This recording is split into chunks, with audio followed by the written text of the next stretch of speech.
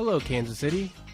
This is the Benchwarmers. I'm your host/producer, Brad Ross, and sitting by me, the one, the only, Ian Yoakum. Ian, how are you? I'm doing pretty good. It is a great day outside, and I am ready for the show. Yeah, so we got a lot to talk about, but we're going to start first with the Royals. Of course. So, as you know, it was a bit of a down week to start for the Royals, dropping their first two games of the week to the A's to fall to 2-6. But then they rattled off a 4-game winning streak and now sit at 6-6 as we face an off day today, which is, I think, going to be needed for a very interesting series coming up. Yeah, I agree completely. Season started off a little shaky, but it's getting better. And I think that 4-game series had a lot of positives. I mean, the 4-game win streak they had recently has had a lot of positives and a lot of negatives. I want to start with some of the positives, though, and that's the starting pitching. I mean, within that 4-game win streak, you see almost everybody going out there and giving you a great start. You had Vargas go almost 8 innings of shutout baseball, and then you look at the next day where they won 7-1, and you had who was it? Carnes on the mound. No, that 7-1 was the Duffy game. Was it the Duffy game? Okay, yeah, you're right. And then the next day was Carnes, who gave the 6 innings, 1 earned run, and then you ended it yesterday with Kennedy, who gave you 8 solid innings, which you needed because that game was 0-0. Yeah. And he had no room for error, yet he delivered. He did, and the Royals were getting very frustrated by Tyler Skaggs, who he only had 2 pitches working that whole game, and yet he still was just dominating the hitters, making everybody look silly. But then the Royals, as they have in the past several years, came through in the bottom of the 9th inning, and it was really frustrating because I was like, there's no way the Royals can waste this pitching performance from Ian Kennedy. And they didn't, because they went out there, and while Kennedy didn't get the win because they couldn't score until the bottom of the 9th, Herrera got the win. I still feel like that win should go to Ian Kennedy, and of course baseball rules are going to give it to Herrera. And he didn't get a save because it was a tie game, but he gets the win. But that was just a spectacular pitching performance by Kennedy. And yes, Carnes, who has exceeded expectations so far this season. I think you definitely have to say Vargas has exceeded expectations. And to me, Kennedy has exceeded expectations. To me, like we said a few weeks ago, we said that the starting pitching we felt was going to be pretty good, pretty solid. We felt good about that. And so far, I think they've looked even better than I would have ever imagined. Yeah, Jason Hamill is the only exception. Right. He hasn't been awful, but he surely hasn't been the guy that we thought we were getting. I feel like Ian Kennedy is putting out the numbers we thought that he would do. But nonetheless, it's still early. I feel really good about this rotation. Nate Carnes included. He's been solid. He's been a great fifth rotation guy. And overall, just the pitching's been solid. They're the reason why they're on this 4-game win streak. Offense has been inconsistent. However, the pitching has been there, giving you chances to win, and that's all you can ask for. Yep, and the bullpen as well has stepped it up in that series against the Angels. They looked very solid. Joakim Soria is having a great year. He's probably the biggest surprise for me. And so I guess Ned Yost was right. He started off with Soria. He gave him all of his what's the word I'm looking for? He had confidence in Soria, and so far it's proven to be a solid, smart move. Peter Moylan has been terrific, as usual. I guess as usual. I don't know why I say that. Last year I thought he was good, and this year he's just been solid. And Herrera, I think he's going to be fine moving forward as the closer. I know he had that blown save in Houston last Sunday, but I think he's going to be fine as the closer. So, yeah, overall, I think this team is kind of starting to find its rhythm, but there is a bit of a a concern for me, and that's the offense, obviously. I think that's a concern for anybody. You shouldn't have to sit through a 0-0 game, have your starting pitcher give a lights-out performance, and then have to win like that. Yeah, it was a great win yesterday, but, I mean, that wasn't the only game. They've been struggling pretty much the whole week, dating back to opening the home opener against the A's, completely shut out. And then the Wednesday game against Oakland didn't score until, I believe it was the 9th inning. They were being shut out 8-0, and that game just fell apart. It was just a bad game. And so I think though, if the offense can, I don't know what they have to do. If it's I think I know maybe what they readjusting have to the lineup. I don't know if it's they just need to keep going at it, and maybe it'll all come together kind of like the pitching did. I don't know. What were you saying? Well, it's weird because you think since the power has been up this year that the offense would be fixed. The power's been great. You can't ask for any more, and they still got Soler to come back and give you even more power. However, that's not the case. The power's there, yet the offense isn't. That shows that guys need to get on base, and I've noticed a little bit. Escobar, he's up there swinging away, chopping, striking out, and I need in order for this offense to work, the guys who need to get on base need to do exactly that and not try to swing for power. Leave it to the other guys. I'm okay with Brandon Moss striking out as much as he does, as long as he starts powering up. And we're kind of seeing that. He's had 2 home runs so far. And the reason I started the show on that celebration music was because we're celebrating Moss batting over 100 now. So good for him. That's the reason. Yeah, that's something to celebrate. Not the 4-game win streak. Moss batting over 100. Clearly. No, I mean, that's what we were all thinking. But no, really, though, I hope somebody like Brandon Moss can maybe get that average up just a little bit. That would definitely help. But not only him, there are only 4 hitters on this team hitting over 200. I mean, that's got to change. And the Royals aren't going to keep winning 1-0 games that way. So, but I feel like there's no way that the offense can be this bad moving forward. So I'm not too worried about that. Eric Hosmer, I'm calling you out.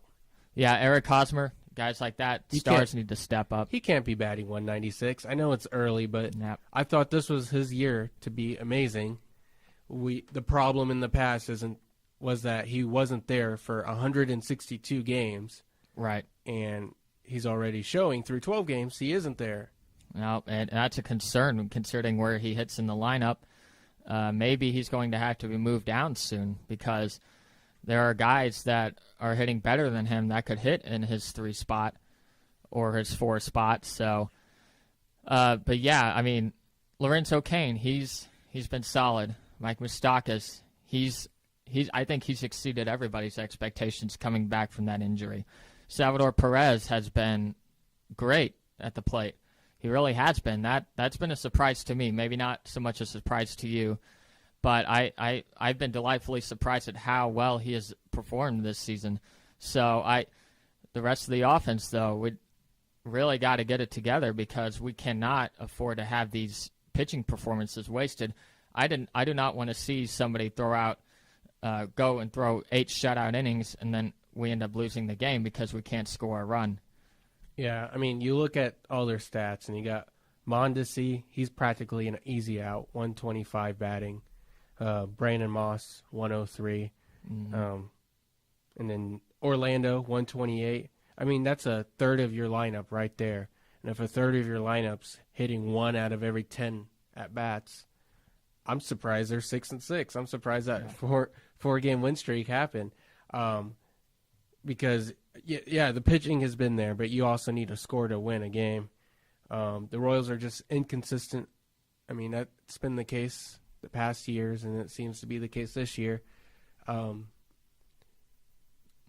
Brandon Moss, he came out and said some things about the way he plays, and he basically said, this is just the way I play. I strike out. I get cold, and then I'll get hot. It's just part of the way I play, and hopefully he gets hot. Yeah, it's just I guess it's going to be a bit of a feeling out process for him. Hopefully he, is right and he can get it together. But I think another thing that kills this team is that's just the 2-out hitting. It's been a big issue. When you have 2 outs, you should. Okay, hold on, back up. Okay. When you don't hit with 2 outs and you're stranding runners on base, you get the hits, and then you're faced with 2 outs. This team has been getting outs. They have not come through with 2 outs, and in the past, I feel like that was one of the strong points of the Royals' offense was coming through with 2 outs. It was the only time they scored. Yeah, so now this year it's like the opposite, and maybe that's part of the reason why we're seeing low scores from the Royals for the most part. Every once in a while they broke out with 7 runs against the Angels in one of those games, but they're winning by scoring 3 runs, 1 run.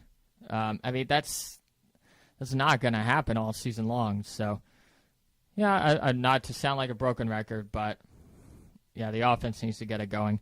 And it would be nice to see some home runs hit with runners on base because there have been so many solo home runs. And that's, great, home runs. I'm glad this team has more power. Let's just get him with runners on base. Yeah, Moustakas has had 5 home runs so far. And with those 5 home runs, he's brought in 6 RBIs total. Yep. And then you look at Perez, also hit 5 home runs. Well, he only has 7 RBIs on the season. So that shows 2 things. When he's hitting home runs, nobody's on base, so that's just 1 run. And then I'm assuming when there are runners on base, he's not getting a hit. So there's 2 sides to that. Both are negatives. The guys need to get on base, and they need to score. Exactly. So, but if we want to preview this week coming up, the Royals have an off day today, and then they face the San Francisco Giants, who, of course, we're familiar with them. Tuesday, it's Jason Hamill on the mound versus Matt Cain. But Wednesday is the big pitching matchup. Jason Vargas versus the man who will not be named. Vargas is 2-0, while the other guy's 0-2. So, I'll say what does that mean? I'll say his name, Madison Bumgarner. He's on my fantasy baseball team, so I'm willing to say his name. He's 0-2. He's 0-2. He has not won a game yet. If you maybe want to look at that and say, oh, he's due for a win. But I don't know about you. I really, really, out of all the games this upcoming week, I want the Royals to win that one. I would sacrifice Tuesday's game if the Royals could just pounce on Bumgarner right away. Maybe it wouldn't be, obviously, full revenge for having a World Series ring taken from us, but it would just give me just that little bit of satisfaction knowing that we weren't dominated by him once again. So, and I like the guy he's going up against, Jason Vargas, who's been one of our best, maybe arguably the best starting pitcher for the Royals this season. Yeah, you ask fans, any fan in Kansas City, if they're over the 2014 World Series loss. I think half are going to say, yeah, they won the next year, and then the other half's going to say no because they're still bitter. And what's it going to take for them to get over it? Maybe a 10-0 win against Bumgarner on the mound will help fans get over that? Well, if you ask me, that would help a little bit, but I'm dreaming of the day where hopefully one day the Royals could face the Giants and Madison Bumgarner in the World Series again. No, I'm one of those 50%. I'm not totally over it just because it was so just devastating to me when the Royals lost that World Series. Yeah, I know the Royals went on to win it the next season, but it wasn't against Madison Bumgarner. It wasn't against the Giants. I still feel like there's some demons to exercise in that regard. So I'm not completely over it. Obviously, it helped ease the pain when the Royals did win it the year after. And I'm never going to forget that. But there's still like I said, there's still a little bit of demons to exercise here with Madison Bumgarner, at least from my point of view. Yeah, I could understand that. I don't understand the hate towards Madison Bumgarner. For me, it's like a respect. I respect how great he was and how he basically took the World Series from the Royals and gave it to the Giants. For me, I feel like 2015 did kind of, was a what am I trying to say here? It helped me get over 2014. Help forget like how it felt the year before to come up short in Game 7. Yeah, which is weird because in 2008, the Los Angeles Lakers lost to the Celtics in the Game 7 finals. And as a Lakers fan and as a Kobe fan, it hurt. And I wanted to get back there the next year. I wanted them to get back. I wanted Kobe to make it to the finals and play nobody else but the Celtics. And that's what they did. And this time they won. And it was sweet. And it was awesome. And with the Royals, I'm not feeling that. I don't want them to go back and play the Giants. Partially because I'm scared of Bumgarner. I'm scared of what they have out there.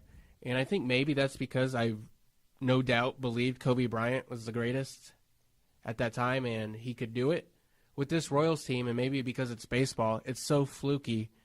I was okay with playing the Mets, and I was relieved that they won in 5 games and not Game 7 where it was tied going into the 9th. I was okay with an easy win and then take the next year. Let's go next year. Let's see what happens.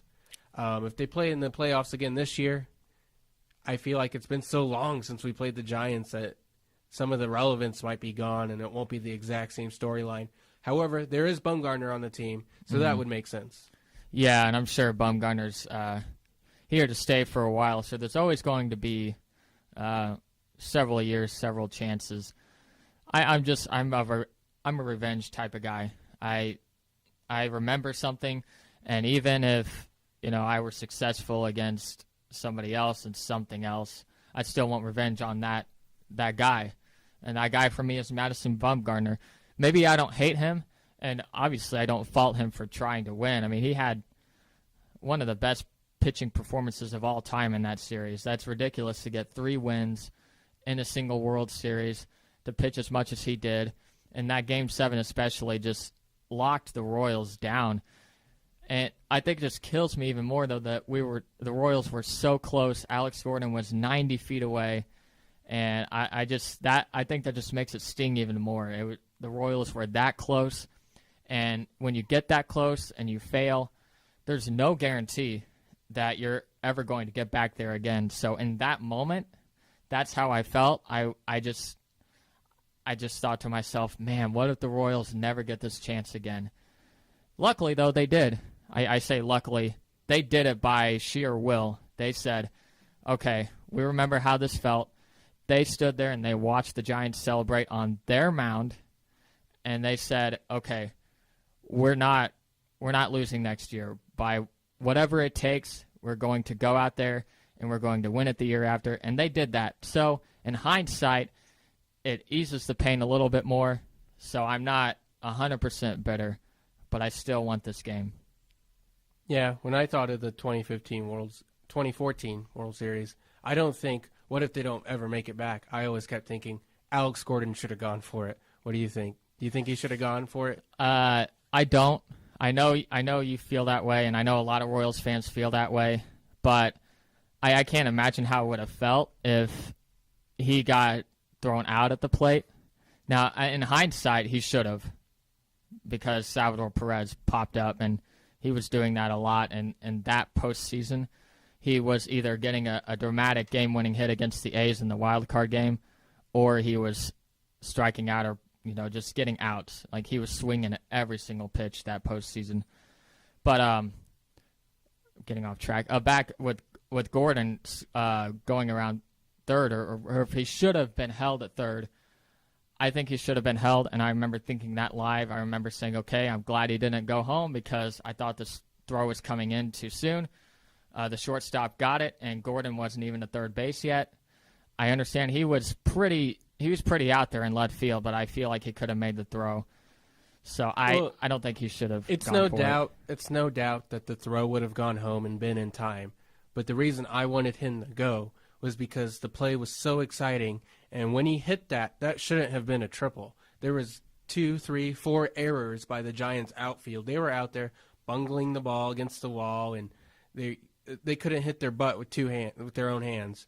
And I feel like if Gordon ran for third, nobody would have expected it. The guy would have taken it and overthrown it or underthrown it. I think in the moment, it was one of those rare occasions where the Giants just couldn't get anything right on that play. And I think there was a better chance of Gordon making it home on an error than a Royals player getting a hit after that and tying it up. So you think something like Eric Hosmer dashing for home in Game 5 and the bad throw from the first baseman, you're kind of thinking maybe just the heat of the moment and you make a bad throw and maybe something like that? Well, the mad dash you're referring to, that was an exciting play. However, if I remember correctly, their throw home was way off, right? It was way off, yeah. And I think it's because of that pressure. The moment, shoot, he's going. Usually they can handle that well, but in that spotlight, that was I think that was a good play by Hosmer, especially in Game 5. They're up. They can afford to take a risk. And then in the Game 7, there was like, well, if this doesn't work out, there's nothing else. The game's over. The season's over. I can see that. And so it's one of my most regretting moments in sports where I just wish he would have gone for it.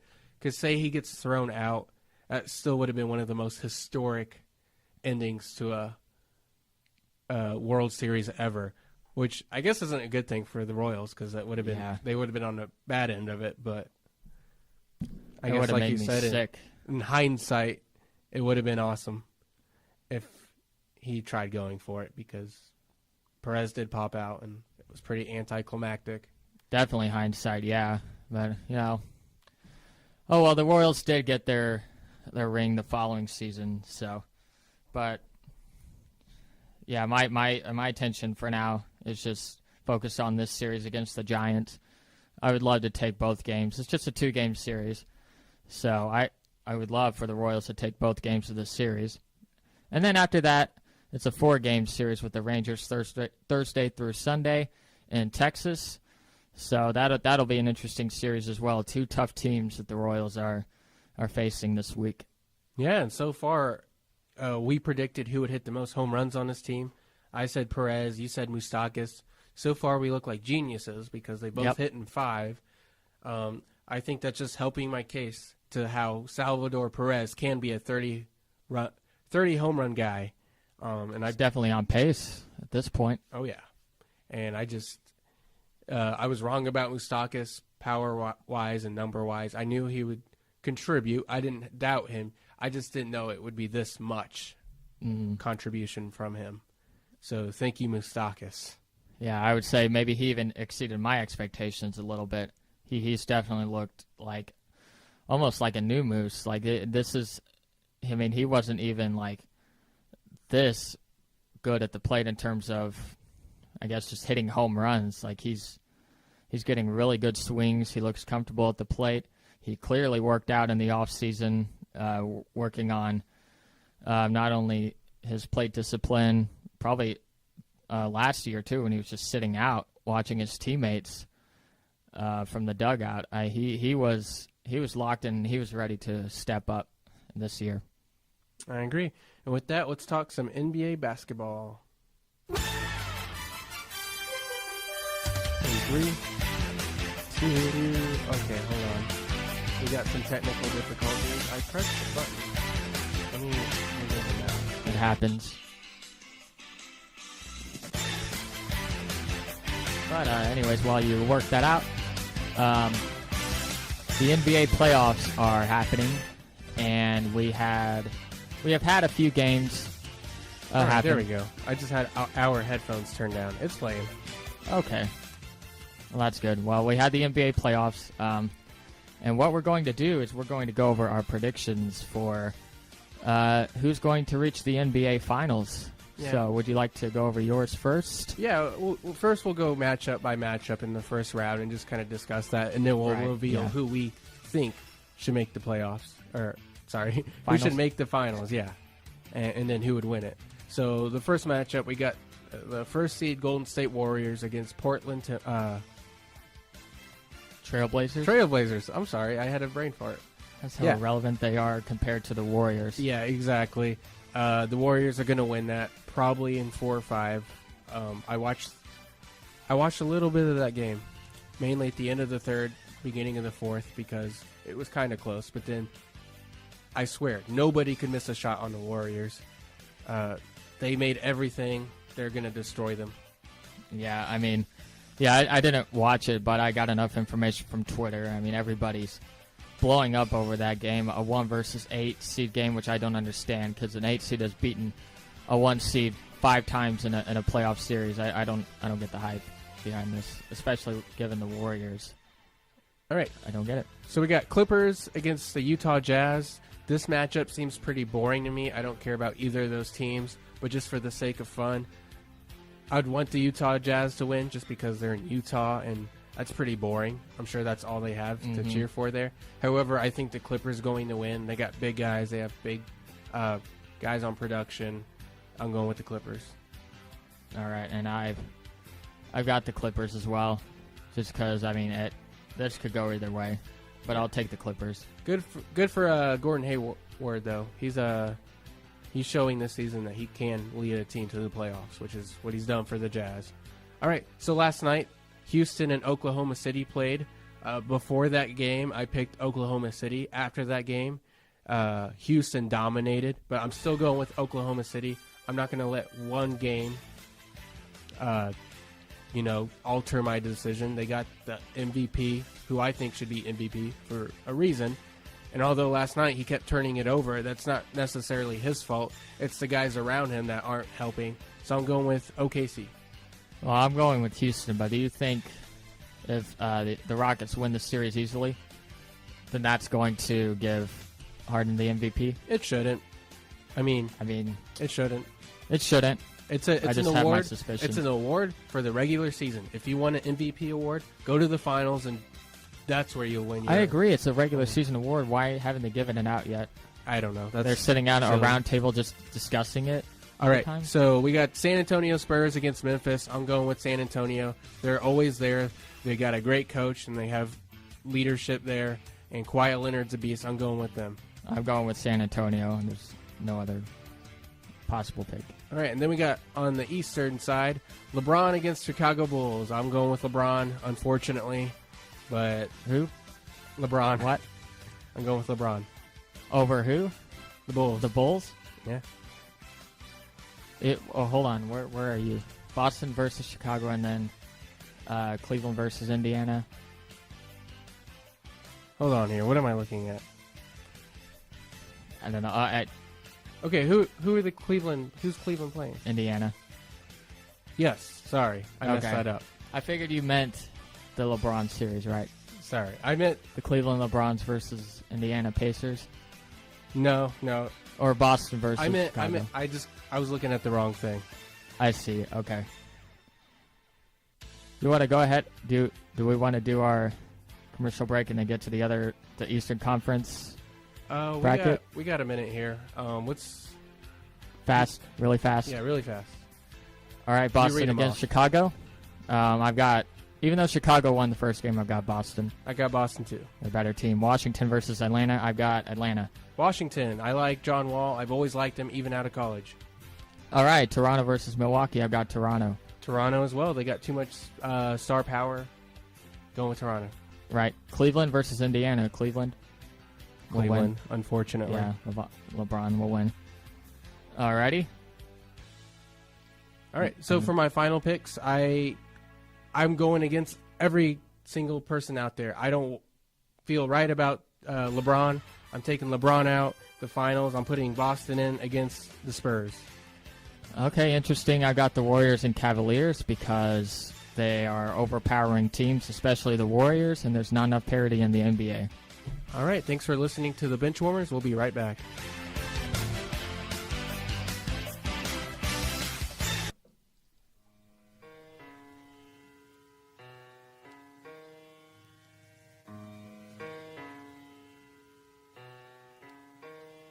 Hey, this is Sid. Listen to my Mega Music Hour Monday through Friday, 2 to 3 p.m.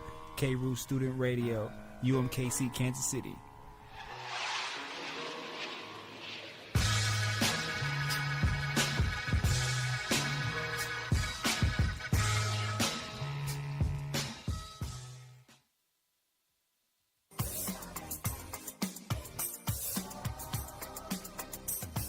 I used to go to Swinney and watch heroes like Kirksey, Corver, Agent Zero. With Lee, Leathers, and O'Connor, the other team will be a gunner. They play basketball at UMKC, all while earning a college degree. And number 33, my man Brad Reed, is the center on my starting team. Tune in for all your sports coverage on K-Roo.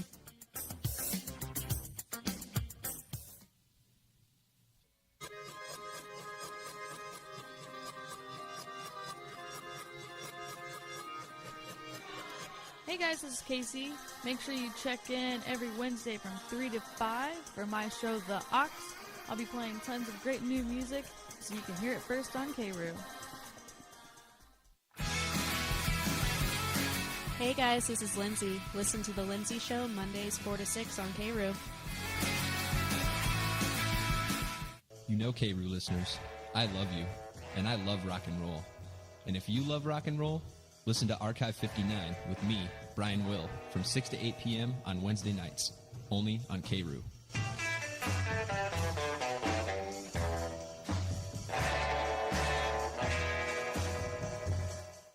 Tune into K-Roo March 9th through the 12th for all of your Summit League tournament coverage. It hurts my feelings when you don't listen. If you don't listen, I will hurt this puppy. Think about the puppies.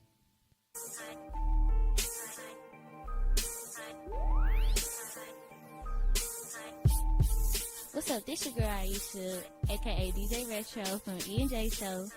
Tune in at 1 o'clock to 2 o'clock on Tuesdays and Thursdays. I slap a little bit of this and that. You listen to K-Roo. Heart Stars and Horseshoes, Clovers and K-Roo. You're listening to K-Roo, Student Radio.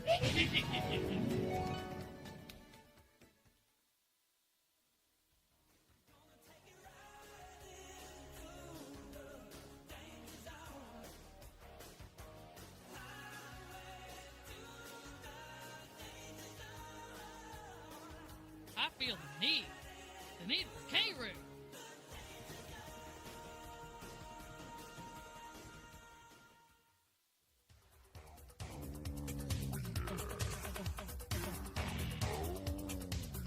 Life moves pretty fast. If you don't stop and listen to K-Roo every once in a while, you might miss it. You're listening to K-Roo, Student Radio.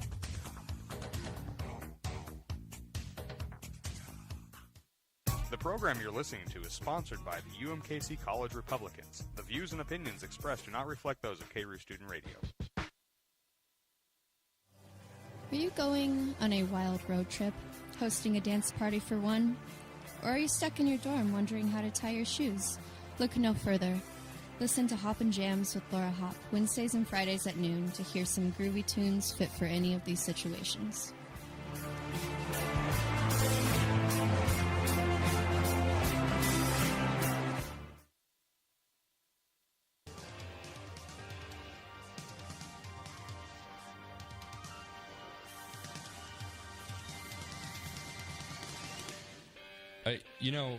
I hate to say this, guys, because he's normally an idiot, but Rand Paul may be right on this one. Even a blind squirrel finds a nut every once in a while. Let's hope they find all the good acorns on the Democratic side of the aisle. I'm not asking them to be Democrats. I'm just asking them to not be Republicans. All right, listen, here's what it is. Tune into All That's Left, the best liberal show on the air, on K-Roo, every Thursday, 8 to 10 p.m. That's Central Standard Time, the best standard time. And here's what I'm going to do for you. If you listen, we promise not to put your grandma on Obama's death panel list. So listen.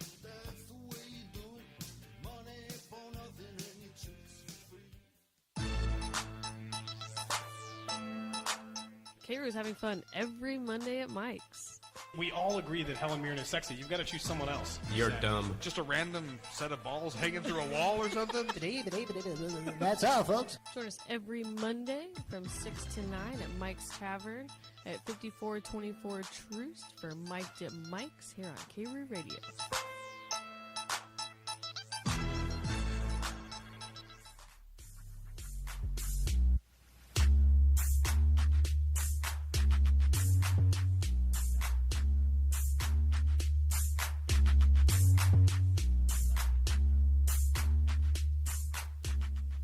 All right, welcome back from the break. Sorry we had to speed things up there. So just to clarify one last time, who do you have in the NBA Finals? I have the Warriors over the Cavaliers. That's pretty bold. Very. I'm going with the Boston Celtics over the San Antonio Spurs. 1, because Boston has so much talent. 2, because they're underappreciated. And 3, I don't like LeBron James. Is number 3 the biggest reason? No, it's not. No? It's the third biggest reason. In that order.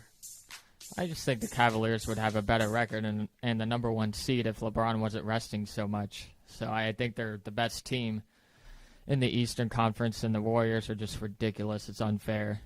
I've said this before, and I just complain about it all the time, but I wish NBA didn't have 7-game series. It's too much. How often do you hear Eric Hosmer go out to the media and say, we need better playmakers on this team. We don't have the playmakers we need.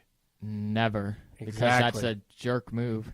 And that's what LeBron has done 6, 10 times this season at different times. He doesn't do it once and then go, oh, that was dumb. I shouldn't have said that. That makes me look bad. That makes our team look bad. He keeps doing it over and over. And this is after they won a championship with all the guys he asked for the first year.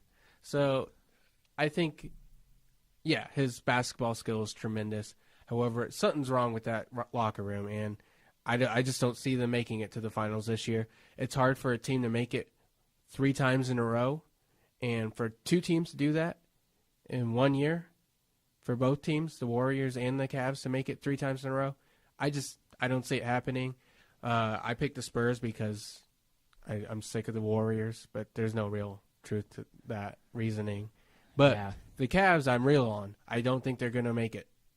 I mean, if I had to choose one team to not make it out of my picks, I would go with the Cavaliers, but I still think they're just, even with the locker room issues, I still think they're better than the Celtics.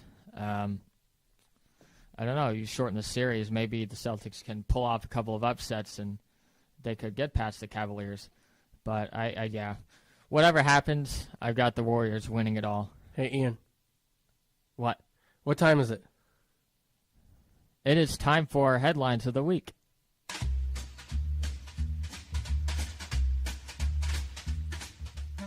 All right, so Headlines of the Week is a segment we're starting here on the Benchwarmers, where we basically follow some of the biggest storylines that we don't necessarily need to put 15 minutes on, but just kind of go over and talk about. So, that being said, our first storyline. On Saturday, president of the New York Knicks, Phil Jackson, made some comments on his team star player, Carmelo Anthony, saying things like he would, quote, be better off somewhere else. Ian, do you think it was okay for Phil to say that? No. I mean, speaking of team issues, that's not okay. I mean, I don't understand like how you can say something like that and then, you know, I don't. It's just disrespectful. It doesn't make Phil Jackson look good. It doesn't make anybody in that situation look good at all. Phil Jackson has such an amazing elite reputation, and he's somehow to take it and destroy it after becoming president of the Knicks. I don't know why he's saying this. I mean, the Knicks were a 50-game win team before he got there with Carmelo Anthony. He gets there, team falls apart, and they've lost 50 games every year since then. So I think that I understand the problems that come with Carmelo, as in he doesn't play defense so well, and maybe he takes one too many shots. He's a great scorer. That's who he is. It's like Brandon Moss with striking out. It's going to come with the home runs. Phil Jackson's way out of line. Way out of line for sure. All right. So the Seattle Mariners have recently decided to sell toasted grasshoppers covered in chili lime salt. Since they began sale, The organization has sold over 18,000 grasshoppers and are placing an emergency order because they are sold out. Ian, if the Royals sold them, would you buy some? Maybe after hearing that 18,000 people have bought them, maybe. That sounds gross, but apparently they're getting positive reviews and people like them. Well, I feel like they're selling them because people just want to say they tried them. I'm not necessarily believing that somebody tried it and went back and bought 4 more orders of it for their family. But yeah, I would try it. It sucks that it's $4. I think that's the price. It's the ballpark price. But compared to everything else, it's cheap. But I saw on ESPN they were showing a cup of it, and it's like one of those plastic caps that come off your medicine that you pour in. It's very tiny. Mm-hmm. It's like a shot of crickets. But I'd still try it. I'm curious. Yeah. I'd give it a shot. Yeah. All right. So reports are coming out of the NFL that Marshawn Lynch is coming out of retirement, and that the Raiders are close to coming to an agreement to trade for him. Ian, do you think if this happens, do you think Marshawn Lynch is a huge weapon for the Raiders? Should the Chiefs be scared? No, they should be scared of Derek Carr, not Marshawn Lynch. Marshawn Lynch is old. He's washed up at this age. It's hard to take a year off and then come back and then try to be a big factor. I think maybe he can be a good goal line weapon at best for the Raiders. But other than that, I mean, he's been out of football a year. He's getting up there in age. And the Raiders are mainly a passing team, so I'd worry a little bit more about Derek Carr and that receiving core before I worry about Marshawn Lynch. If Marshawn Lynch was returning to Seattle, I wouldn't be worried. They have a horrible offensive line, and I don't think that's going to help him at all. But he's going to the Raiders, who have a great one. I mean, that's the reason why Derek Carr is shining so much, because he has time to decide where to throw the ball and what to do. He doesn't get hurt, except for the play where he did get hurt, and he was out for the playoffs. But that being said, I am a little worried. The playoffs came. They didn't have Derek Carr. They basically fell apart. But what if they had a running game? And I understand you're saying he's old and he's been out for a year. But before he was out, he was amazing. It's not like he was dying off before that year came. And so I'm a little worried. I'm not scared. I'm not going to change my opinion on the division and the Chiefs and the Raiders. I still think the Chiefs are the better team. But it's something to look for. Yeah, I'm just more worried about their passing attack. And you say the Chiefs are a better team. I mean, I'm worried about that. I feel like the Raiders are in prime position to overtake the Chiefs, especially considering the Chiefs didn't make that many offseason improvements. So we'll see. All right, so after the additions of 5-star recruit Michael Porter Jr. and 3-star recruit Blake Harris, Mizzou's odds of winning the NCAA championship has gone from 250 to 1 to 28 to 1. Do you agree with these odds? Maybe not. I think they're still a little too high. Although I am very entertained as a Mizzou fan watching Kansas and K-State fans just continue to just find every single excuse as to why Missouri still sucks, why they're not going to do anything. I mean, you add Michael Porter Jr. and Blake Harris, and then you add possibly a Kevin Knox, another 5-star recruit, possibly Jeremiah Tillman, a 4-star recruit. You're looking at a team that definitely can compete, get to the NCAA tournament, possibly the Final Four, and possibly win it all. So I'm interested in seeing if those odds go up even more if the Tigers can add mainly Kevin Knox, who's a 5-star recruit, and basically the only reason he may come to Mizzou is because of Michael Porter Jr. So we'll see. Did you hear about Knox? There was some report out there where he was offered like $1 million to go play overseas next year. And I didn't see that, actually. He declined it. So, I mean, I guess that leaves Mizzou as an option for now. It's a lot of money when you think about it, but then he's going... As a kid, yeah. He's going to be an NBA player, so he's going to get more than that down the road. Yeah. I think as for the 28 to 1 odds, that is a little like you high. said, a little high. Yeah. And I think they're taking into consideration that they probably will get more guys, and that they're wanting to say now that, oh, Mizzou's going to be a competitor next year because they have these guys and they're getting more. But I mean, if you look at the rest of the teams, I mean, Butler's also 28-1, Michigan 25-1, Villanova 14-1, Kansas 14-1. So that kind of gives you an idea of where they think Mizzou is. Right. Like you said, I think it's a little too high. I agree with that as well. All right. Do we have any more headlines, or is that it for this segment this week? That's it for this segment. If you have any headlines you guys want us to talk about, don't forget to text us. 816-287-0090. Again, that number is 816-287-0090. You think I would have that memorized by now, but I don't. You have a lot more things to worry about because you are not only the host, you're also producing. You got to worry about all those other things. So yeah, you worry about that stuff. I'll worry about the phone number. Yeah, I have 3 computers to look at, 2 soundboards. So, yeah, please be patient with me, folks. All right, so our next story, do you want to introduce it or should I? I could do it. Okay, so with the NFL schedule release coming up, reports are saying it's going to be this Thursday. That's from somebody associated with the Detroit Lions. So I don't know. It came with the Lions uniform release special that they had. They, announced new uniforms, and then at the same time, it said that the schedule was coming out this Thursday. So with that to look forward to, and maybe with some leaks to look forward to, because there's always leaks when it comes to the NFL schedule, we may find out before then that the opening game of the NFL season will be the Chiefs at the Patriots. Now, why are people saying this? Well, somebody from the Boston Globe, which is who?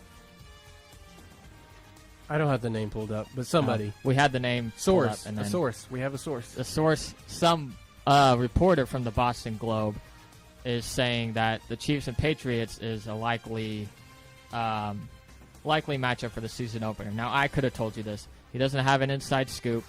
It's just all speculation based on the fact that when you look at the Patriots' opponents that they're due to play this season, the 2 only real possibilities are the Chiefs and the Chiefs and the Falcons. It would have been the Texans in consideration if they had ended up getting Tony Romo, but we all know what happened there. So the Chiefs and the Patriots seems like the likely option rather than the Falcons, just because the Falcons have a new stadium now, and they are going to be playing Week 2 in their home stadium.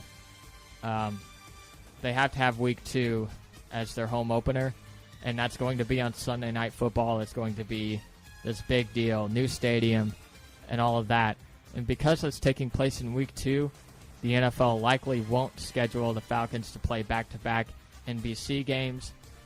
The NFL opener is on NBC.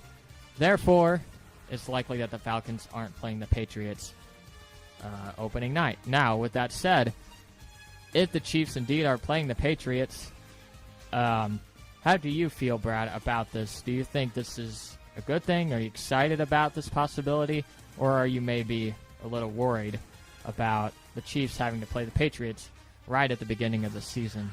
There's several reasons why I love this, and I think the main one being that they're getting their Thursday night game over with.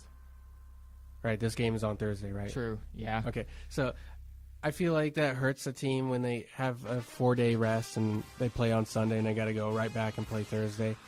For the Chiefs, they have all off season to rest. So having it Thursday, that makes me feel good that they're getting it out of the way. Now they're playing the Patriots, and I think this is a big test for them. I feel like most people are going to pick the Chiefs to lose, and that makes sense because it's the Patriots. And I think scared, yeah, that could be a word. But I'm also feeling excited. And that's okay because this is going to be a test right outside the gate.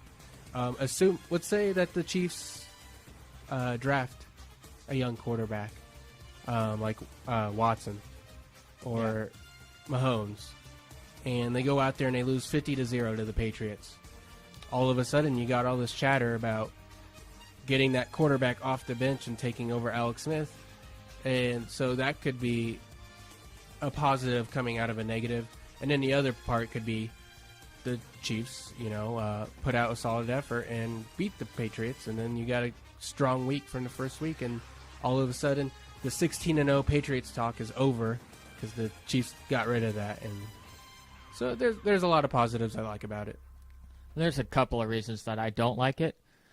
First of all, the Patriots at home, first game of the season, that's going to be a pretty lively atmosphere in an otherwise dull Gillette Stadium crowd.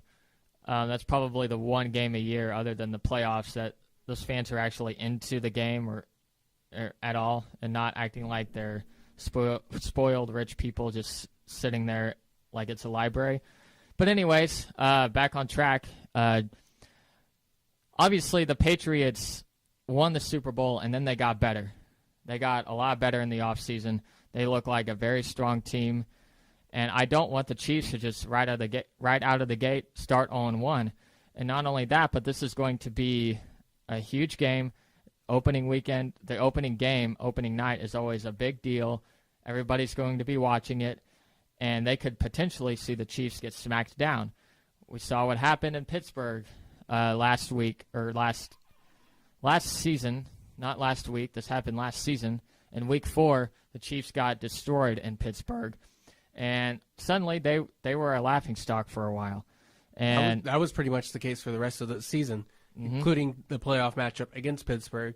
People just reference back to that game, and then they ended up being right. So exactly. And so and this right away, this could be just a big loss. And I'm 95% sure that the Chiefs are not going to win this game.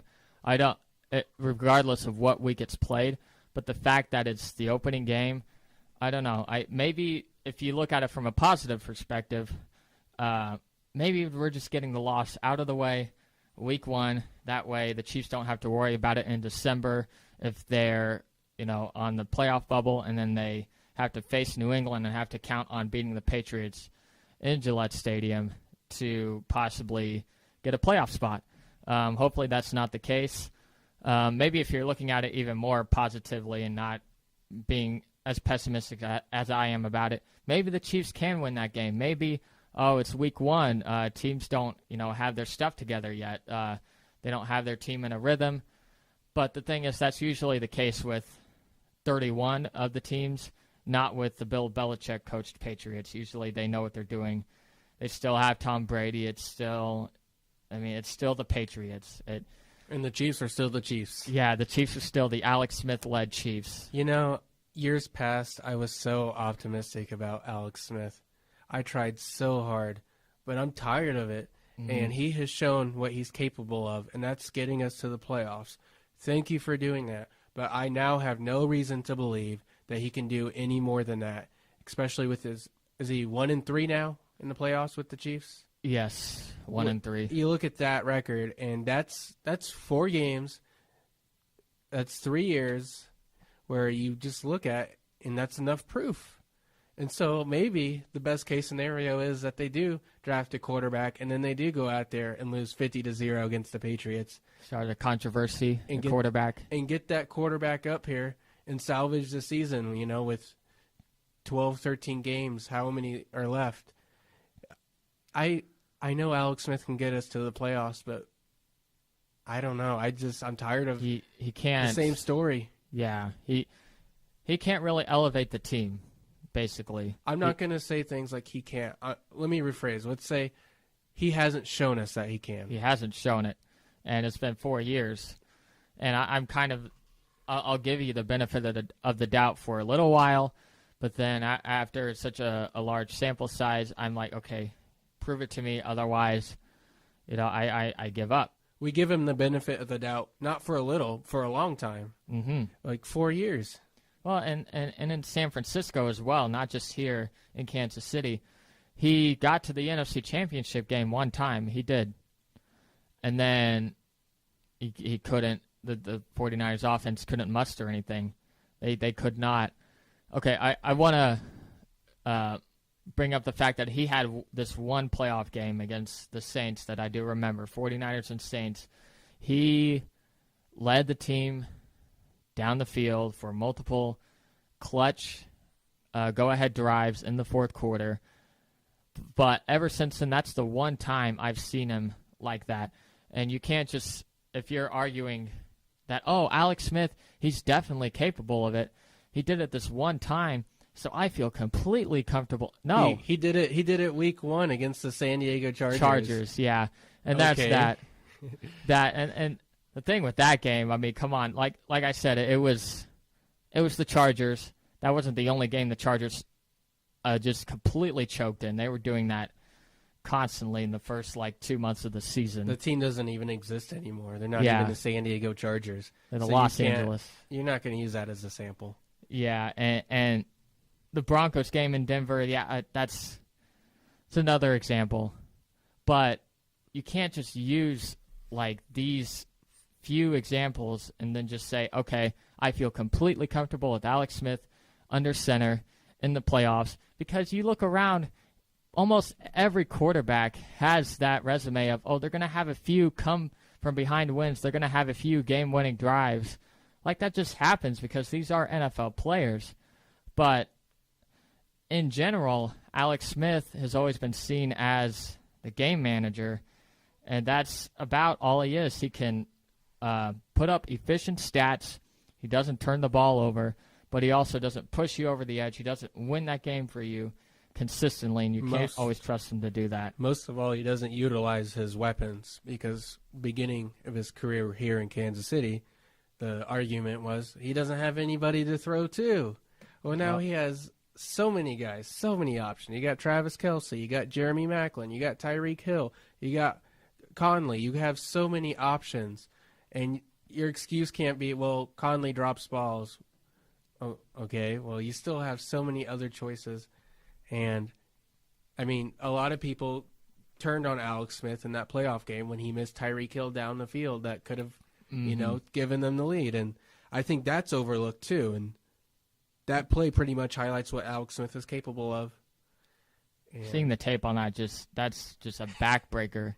I mean, and the argument for that was, the pocket was collapsing. No, it wasn't. I mean, Smith sidestepped. Play. Yeah, he gave the impression that the pocket was collapsing because he was dancing around in the pocket when he had time. He didn't have to do that. And that's another knock against Smith in my eyes. He gets happy feet in the pocket, and he'll escape way too soon. And it's just, I don't know, it's a problem. But going back to the game, I can't see a game manager quarterback beating Tom Brady. That just doesn't happen. Yeah, it's like watching Alex Gordon stop at third. It's one of those plays where if you watch, you just want to feel like throwing up. I know. Referring to the wide open Tyreek Hill streaking down the field all alone. Our show's almost over, and I hate leaving on such a bad down note. The Chiefs have a small chance they could win if this is indeed the opening game, so you never know. I'm trying to think of something positive we can talk about for the last minute and a half. How many home runs do you think the Royals are going to hit by next Monday? I'm going to go with 7. 7? Yeah. That's a good number. I feel like Brandon Moss might hit a couple. Salvi hit one. Moose hit one. I'll go with a 5, an easy 5, which I'll be okay with. I think that'd be good. 5. That's a good number. What else is going on? Sporting KC won over the weekend. I saw that. That was another win, so they're still undefeated. 3 wins and 17 ties. A lot of ties. More ties than wins. But they're still undefeated, so good for them. Tim Tebow, he's still playing double-A or single-A baseball. What's his average? He's batting 176, but 176. Ouch. But he has had single A, 4 RBIs in the last 2 games, and he hasn't struck out. So in those 2 games, so that's a positive. He's making progress, I guess you could say. All right. Well, thanks for listening into the Benchwarmers. I'm Brad. He's Ian. We look forward to talking to you guys next week.